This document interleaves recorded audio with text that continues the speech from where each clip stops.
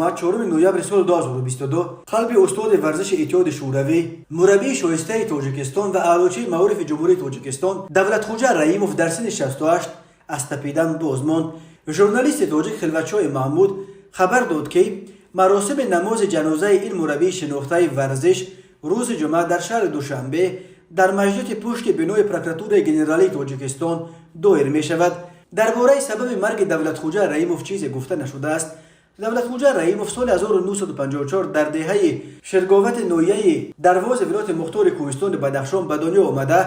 پس از ختم مکتب میانه به شهر دوشنبه آمد.